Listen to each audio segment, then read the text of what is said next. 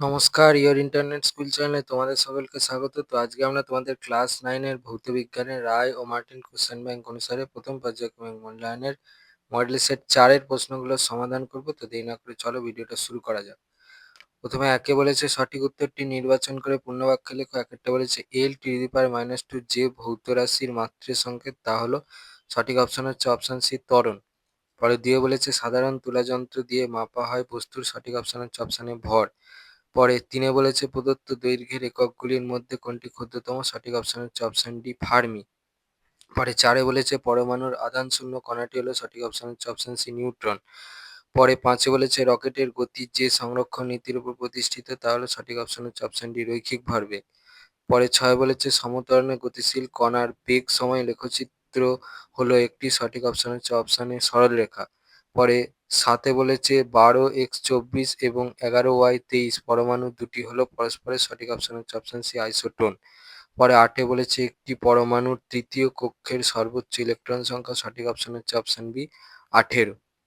এবার আছে group B. 2 বলেছে নিচের প্রশ্নগুলির অতি সংক্ষেপে উত্তর দাও, বিকল্প প্রশ্নগুলি লক্ষণীয়। একেরটা বলেছে 3টি মূল একক দ্বারা গঠিত একটি লব্ধ এককের উদাহরণ দাও। দেখো উত্তর।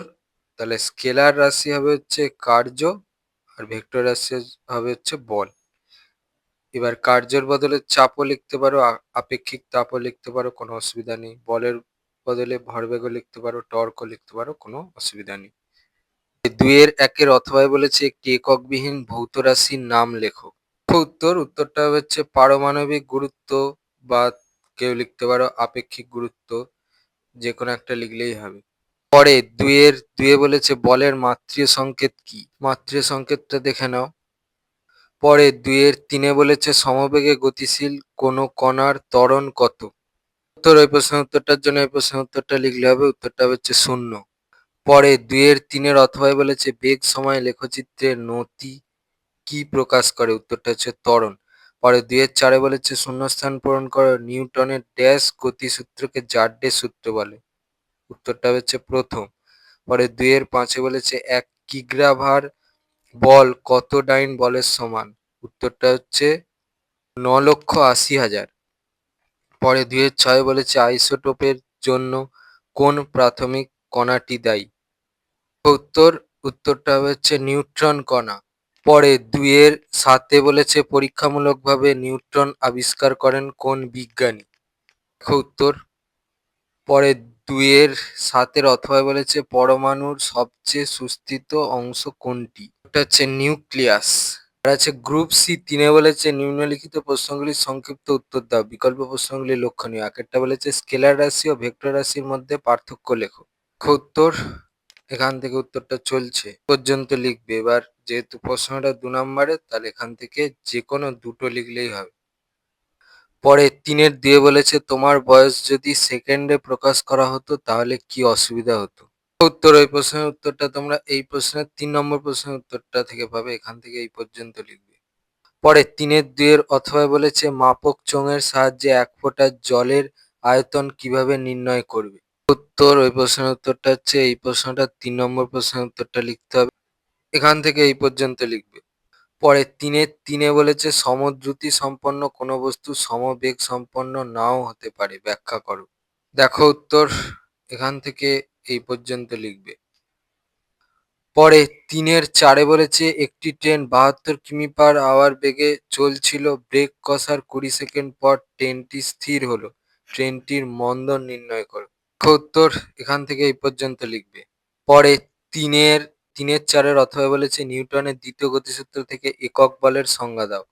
ওই প্রশ্নের উত্তরটা তোমরা এই প্রশ্নের 2 নম্বর প্রশ্নের উত্তরটা থেকে পাবে, এখান থেকে এই পর্যন্ত লিখবে। 3-5 বলেছে চলন্ত গাড়ি থেকে নিচে নামার সময় সর্বদা সামনের দিকে কিছুটা ছুটে যেতে হয় কেন। ওই প্রশ্নের উত্তরটা তোমরা এই প্রশ্নটা থেকে করতে পারবে, এখানে হচ্ছে চলন্ত ট্রামের জায়গায় চলন্ত গাড়ি করে বাকি উত্তরটা লিখে দিও। উত্তরটা দেখাচ্ছি, এখান থেকে উত্তরটা চলছে, এই পর্যন্ত লিখবে। পরে 3-6 বলেছে পরমাণু ও আয়নের মধ্যে পার্থক্য আলোচনা করো। দেখো উত্তর, এখান থেকে উত্তরটা চলছে, এই পর্যন্ত লিখবে। পরে ৩ এর ৭ এ বলেছে কোনো মৌলের পারমাণবিক সংখ্যা এবং ভর সংখ্যা যথাক্রমে ২ এবং ৪। মৌলটির কেন্দ্রকের উপাদানগুলির সংখ্যা নির্ণয় করো। মৌলটির নাম কি? উত্তর এখান থেকে এই পর্যন্ত লিখবে। পরে ৩ এর ৭ এর অথবায় বলেছে M3+ আয়নে ১০টি ইলেকট্রন এবং ১৪টি নিউট্রন আছে। M মৌলটির ইলেকট্রন বিন্যাস লেখো এবং ভর সংখ্যা নির্ণয় করো। দেখো উত্তর। পরে ৩ এর ৮ এ বলেছে পরমাণু ক্রমাঙ্ককে মৌলের স্বকীয় ধর্ম বলা হয় কেন? উত্তর এখান থেকে এই পর্যন্ত লিখবে। হচ্ছে গ্রুপ ডি ৪ এ বলেছে নিম্নলিখিত প্রশ্নগুলির উত্তর দাও, বিকল্প প্রশ্নগুলি লক্ষণীয়। আগেরটা বলেছে সাধারণ তুলাযন্ত্র মাপনী চোঙের সাহায্যে একটি অসম আকৃতির বস্তুর ঘনত্ব কিভাবে নির্ণয় করবে? দেখো উত্তর এখান থেকে এই পর্যন্ত লিখবে, আর এই ছবিটা আঁকতে হবে, ছবিটা কিন্তু পেন্সিলে আঁকবে। ৪ এর ১ এর অথবায় বলেছে একটি ভালো তুলাযন্ত্রে কি কি আবশ্যকীয় গুণ থাকা প্রয়োজন? উত্তর এখান থেকে এই পর্যন্ত লিখবে। এবারে ৪ এর ২ এ বলেছে বীজগাণিতিক পদ্ধতি অনুসরণ করে S=UT+12AT² সমীকরণটি প্রতিষ্ঠা করো। এখানে কন্ডিশন বলেছে প্রতীকগুলি প্রচলিত অর্থ বহন করে। উত্তর এখান থেকে উত্তরটা চলছে পর্যন্ত লিখবে। ৪ এর ২ এর অথবায় বলেছে ২০ গ্রাম ভরের একটি বস্তুর প্রাথমিক বেগ ১০ সেমি/সেকেন্ড।